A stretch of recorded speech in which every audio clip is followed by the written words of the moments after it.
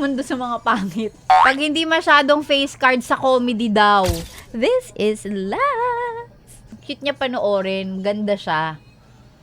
Kaya may comments din na parang, kayo talaga pagka maganda papanoorin ninyo eh. Pero kapag ka hindi masyado, wala masyado, kinulang sa face card, kahit gaano ka informational, educational, helpful ng content, hindi pinapanood, underrated. Oh, may ganong comments pa minsan yung mga tao.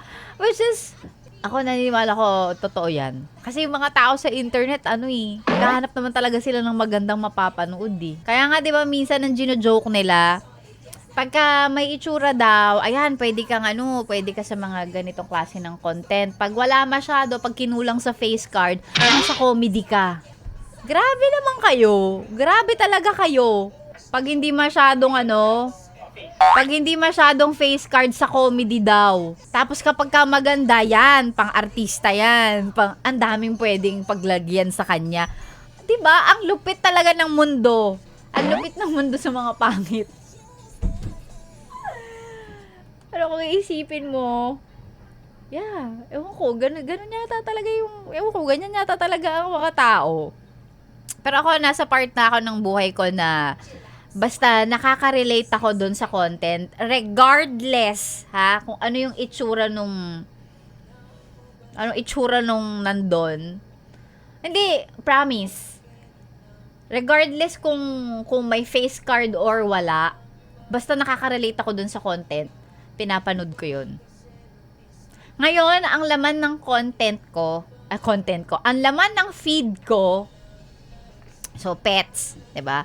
Pets, tapos anything funny, tsaka about work life.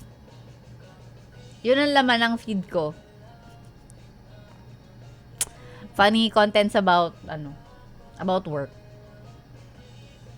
Asa trentahing pagod na sa buhay, ganon, pagod na sa trabaho. Kaya siguro ganon yung laman.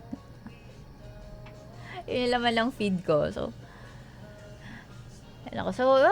Happy for content creators na napapansin, no? And makikita mo na talagang pinag-iisipan din, ine-effortan din talaga yung mga content nila.